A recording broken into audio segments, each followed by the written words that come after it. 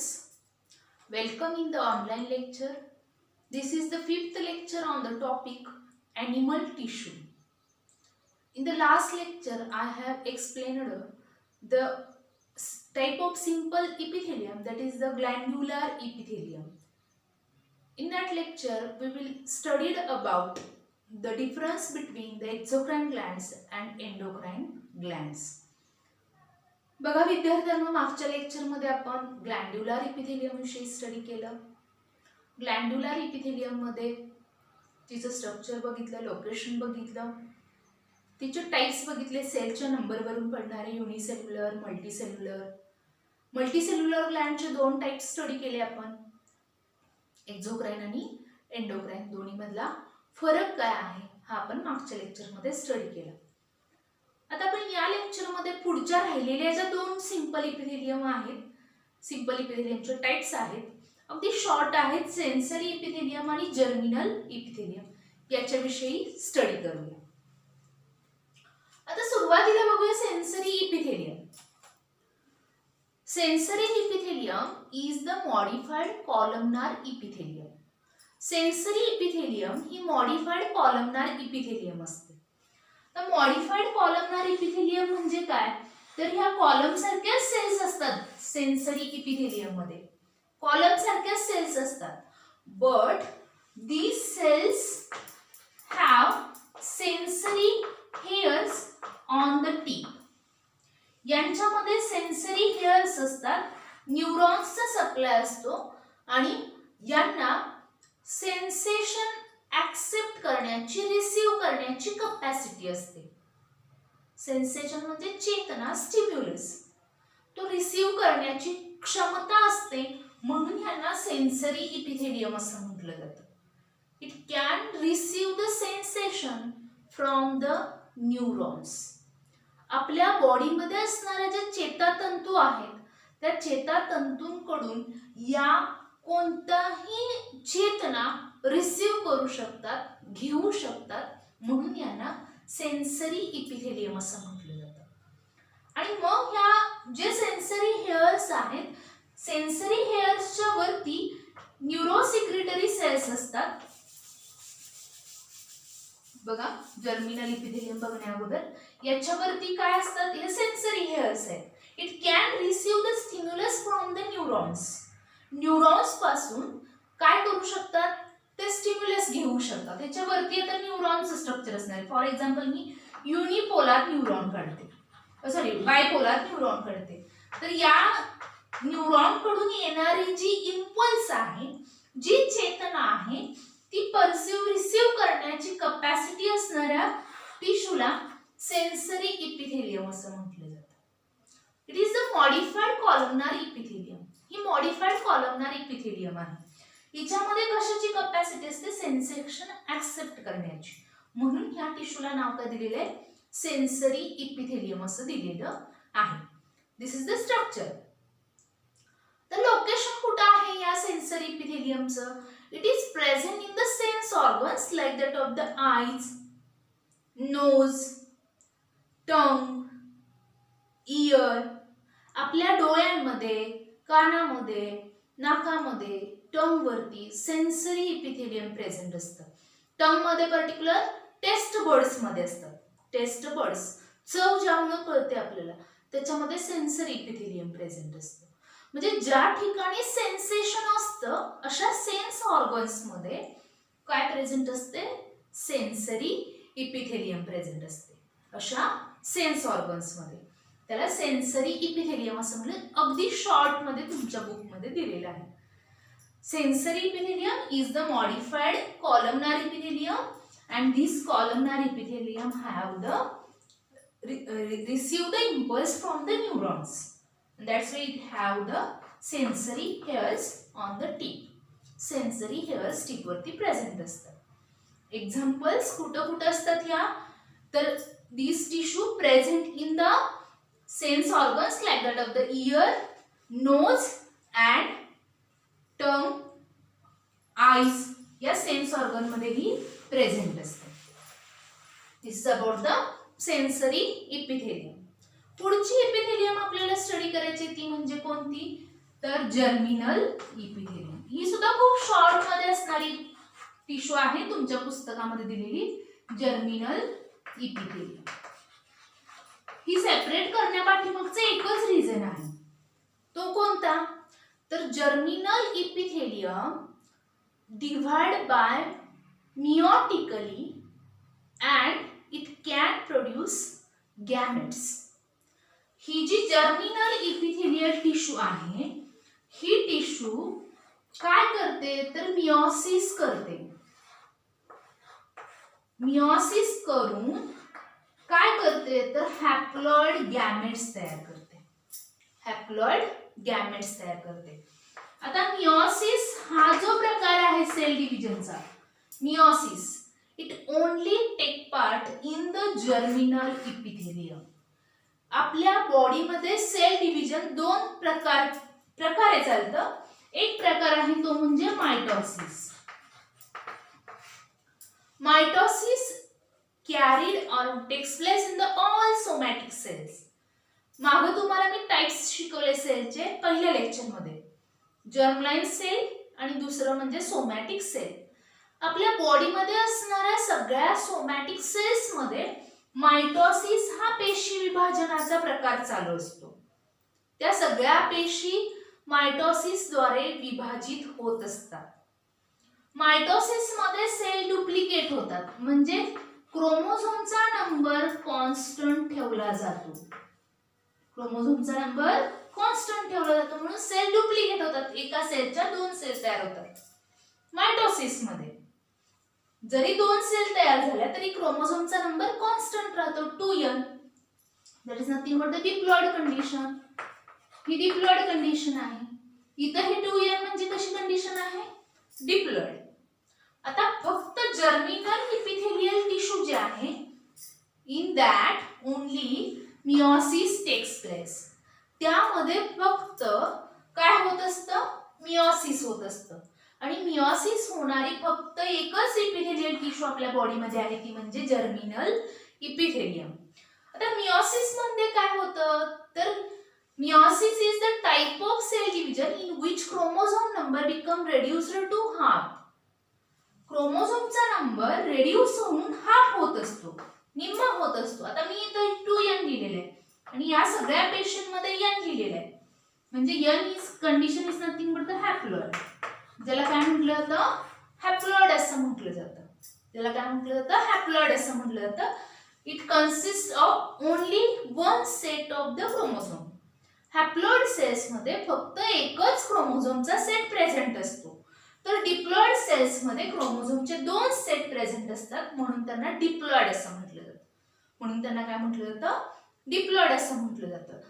तर germinal epithelial tissue मध्ये meiosis होतं आणि मियोसिस होऊन डिप्लॉइड सेल पासून हॅप्लॉइड गॅमेट्स तयार होतात.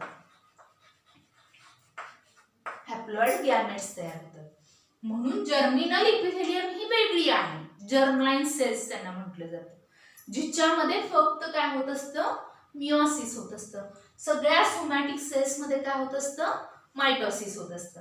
आता जर्मिनल इपिथेलियम आहे कुठं? आता मियोसिस, मायटोसिस याविषयी डिटेल मध्ये स्टडी तुम्हाला, त्याच्या कोणत्या स्टेजेस आहेत, कोणत्या स्टेजेस मध्ये सेल डिव्हिजन कंप्लीट होतं याच्याविषयी तुम्हाला स्टडीला आहे. सेल डिव्हिजन हा वेगळा टॉपिक तुमच्या अभ्यासामध्ये आहे, त्याच्यामध्ये तुम्ही डिटेलमध्ये स्टडी करणारच आहात. पण तुम्हाला माहिती असावं यासाठी शॉर्ट मध्ये मायटोसिस ही डुप्लिकेशन सेल डिव्हिजन आहे आणि जी सोमॅटिक सेल मध्ये चालते हे लक्षात ठेवा. डिप्लॉइड सेल पासून दोन नवीन डिप्लॉइड सेल तयार केले जातात म्हणून डुप्लिकेशन सेल डिव्हिजन म्हटलं जातं याला. आणि जे सोमॅटिक सेल मध्ये चालतं. मियोसिस हे रिडक्शनल टाइपचं सेल डिव्हिजन आहे. इथं रिडक्शन कशाचं होतं? जरी 4 सेल तयार होत असल्या तरी क्रोमोझोमचा नंबर रेड्यूस होतो, हाफ होतो, म्हणून ह्याला रिडक्शनल सेल डिव्हिजन. सेल जरी जास्त तयार होत असल्या तरी क्रोमोझोमचा नंबर रेड्यूस होतो म्हणून ह्याला रिडक्शनल सेल डिव्हिजन असं म्हटलं जातं. आणि म्हणून लक्षात ठेवा मियोसिस नेहमी जर्मलाइन सेल मध्ये होतं. That is nothing but the germinal epithelium. आता कुठं प्रेझेंट आहे germinal epithelium? Germinal epithelium present in the gametes. Germinal epithelium testis मध्ये सेमिनिफेरस ट्यूब्यूल मध्ये प्रेझेंट आहे. Seminiferous tubules is the structural and functional unit of the testis. Seminiferous tubules मध्ये काय present आहे? Germinal epithelium. Testis मध्ये, testis is the male reproductive organ. Male reproductive organ मध्ये testis मध्ये present आहे. Seminiferous tubules मध्ये. आणि जर्मिनल इपिथेलियम ओव्हरी मध्ये. Ovary is the female reproductive organ. Female reproductive organ आहे आणि त्याच्यामध्ये बाहेरच्या लाइनिंगला काय प्रेझेंट आहे? तर जर्मिनल इपिथेलियम प्रेझेंट. आणि हे जर्मिनल इपिथेलियम मायटोटिकली डिवाइड होतं आणि या ठिकाणी स्पर्म तयार केलं जातं. Sperm is the male gamete आणि या ठिकाणी ओव्हम तयार केलं जातं. Ovum is the female gamete. ओव्हरीमध्ये ओव्हम तयार केलं जातं, तर टेस्टिस मध्ये स्पर्म तयार केलं जातं. आणि both are the gametes, haploid gametes, which are produced by the meiosis through the germinal epithelium. Germinal epithelium कडून मियोसिस करून काय तयार केलं जातं? स्पर्म आणि ओव्हम, हॅप्लॉइड गॅमेट्स तयार केले जातात. This is about the germinal epithelium. हे आहे जर्मिनल इपिथेलियम. हे सगळे टाइप्स आपण स्टडी केले ते कशाचे? तर सिंपल इपिथेलियमचे.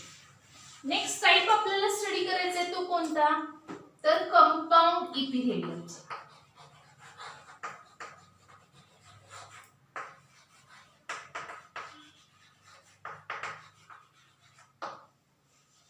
आता कंपाऊंड इपिथेलियम म्हणजे काय अगोदर समजून घ्या.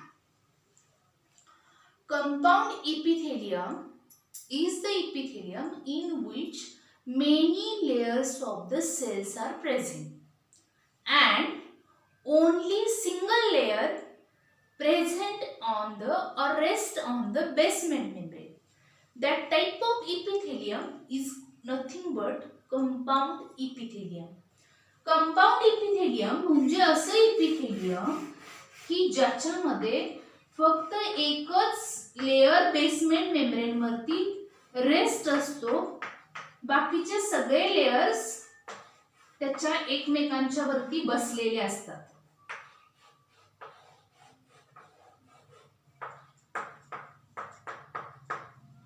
अशा इपिथेलियमला कंपाऊंड इपिथेलियम असं म्हटलं जातं. Only single layer of cells rest on the basement membrane. Other layers of cells rest on the each other. बाकीचे सगळे एकमेकांवरती बसत जातात.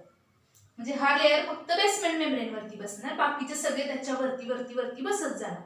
असे जे मेनी लेयर असणारे इपिथेलियल टिश्यू आहे तिला कंपाऊंड इपिथेलियल टिश्यू असं म्हटलं जातं किंवा कंपाऊंड इपिथेलियम असं म्हटलं जातं. आणि मग कंपाऊंड इपिथेलियमचे दोन टाइप्स आहेत.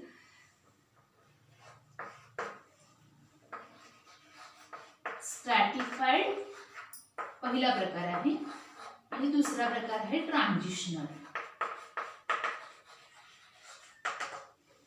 अशा दोन प्रकार असणारी कंपाऊंड इपिथेलियम, स्ट्रॅटिफाइड इपिथेलियम आणि ट्रान्झिशनल इपिथेलियम.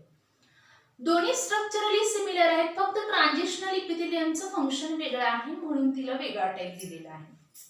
आता स्ट्रॅटिफाइड कंपाऊंड इपिथेलियमचं स्ट्रक्चर कसं असतं बघा. The stratified epithelial tissue have many layers of cells.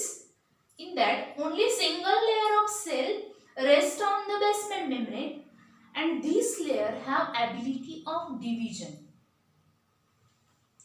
That's why this layer is called as stratum germinativum.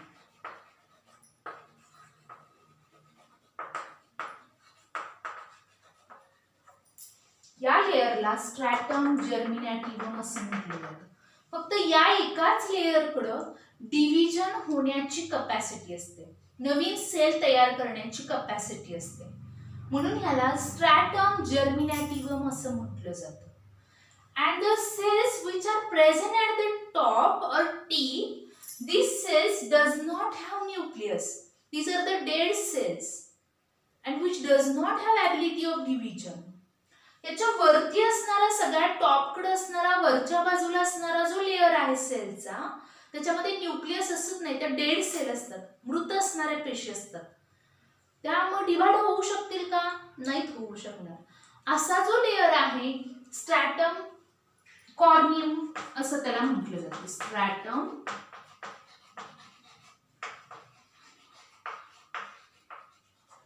Stratum corneum किंवा स्ट्रॅटम कॉर्निया असं त्याला म्हटलं जातं, ज्याच्याकडे डिवाइड होण्याची कपॅसिटी नाही, जो लेअर पूर्णपणे डेड झालेला आहे. आता अशी असणारी स्ट्रॅटिफाईड कंपाऊंड इपिथेलियम असते कुठं नक्की? तर आपल्या स्किनमध्ये. आपल्या स्किनमध्ये असणारी ही stratum compound stratified compound epithelial tissue आहे. आता स्किन मधला वरचा लेअर डेड होतो, निघून जातो. तुम्हाला माहिती आहे सगळ्यांना, हिवाळ्याच्या दिवसामध्ये तर आपण जास्त अनुभव घेतो की हा लेअर जो आहे तो डेड होणार आहे, डेड झाला की निघून जाणार आहे. तर असा जो लेअर आहे त्याला स्ट्रॅटम कॉर्नियम असं म्हटलं जातं. त्या लेअरला काय म्हटलं जातं? स्ट्रॅटम कॉर्नियम असं म्हटलं जातं, ज्याच्याकडे डिवाइड होण्याची कपॅसिटी नाही, जे सेल्स डेड झालेले आहेत, ज्यांच्यामध्ये न्यूक्लियस नाही. आता खालच्या बाजूला असणारा जो बेसमेंट मेम्ब्रेन वरती रेस्ट झालेला जो लेअर आहे स्ट्रॅटिफाईड इपिथेलियमचा, तो स्ट्रॅटम जर्मिनॅटिव्हम आहे, which have ability to divide and redivide. परत परत सेल डिव्हिजन करण्याची ॲबिलिटी असणारा हा लेअर आहे. त्यामुळे मधले जे लेअर असतात त्यांच्याकडे काय असतं? तर त्या न्यूली फॉर्म सेल्स असतात. या स्ट्रॅटम जर्मिनॅटिव्हम लेअरनं जे तयार केलेल्या पेशी आहेत त्या वरती वरती वरती सरकत येतात. इथं डिवाइड झाल्या वरती येणार आहेत, आणखी डिव्हिजन झालं त्यावरती येणार, आणि वरती जात जात त्या ज्यावेळी डेड होतात त्यावेळी त्या कोणत्या लेअर मध्ये येतात? स्ट्रॅटम कॉर्नियम या लेअर मध्ये येतात, स्ट्रॅटम कॉर्नियम मध्ये. आणि एक्झाम्पल काय आहे स्ट्रॅटिफाईड कंपाऊंड इपिथेलियमचं? तर आपल्या स्किन, डर्मिस आणि इपिडर्मिस लेअर मध्ये स्ट्रॅटिफाईड कंपाऊंड इपिथेलियम प्रेझेंट असतं. आता दुसरा प्रकार जो आहे transitional epithelium. This epithelium also have structure as like that of the stratified compound epithelium. या इपिथेलियमचं स्ट्रक्चर सगळं जसं तसं स्ट्रॅटिफाईड इपिथेलियम कडे आहे तसं आहे. फरक काय आहे? It gives stability to the organ और it gives distinction of the organ. एखादा ऑर्गन स्ट्रेच झाला तर मूळ पदावरती आणण्याची कपॅसिटी असणारा हा प्रकार आहे ट्रान्झिशनल इपिथेलियम. जरी तो स्ट्रेच झाला ऑर्गन, फॉर एक्झाम्पल कुठं प्रेझेंट असते? तर युरिनरी ब्लॅडर मध्ये आणि फिमेल मध्ये युटेरस मध्ये. आता बघा, युरिनरी ब्लॅडर ज्यावेळी फुल असतं युरिन, त्यावेळी ते स्ट्रेच होते, आणि ज्यावेळी युरिन एक्सपेल केलं जातं, बाहेर टाकलं जातं, the urinary bladder get it's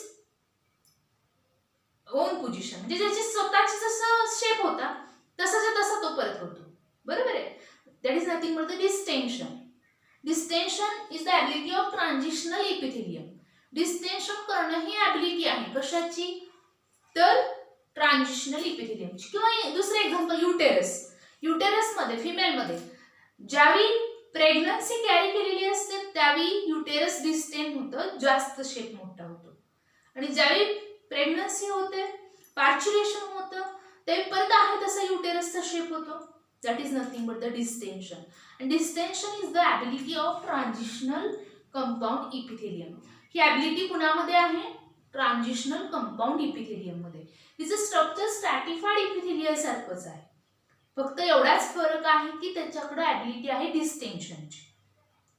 give distension to the urinary bladder और टू द युटेरस. युरिनरी ब्लॅडरला किंवा युटेरसला डिस्टेंशन देण्याचं काम ही टिश्यू करत असते. कोणती टिश्यू? ट्रान्झिशनल इपिथेलियम.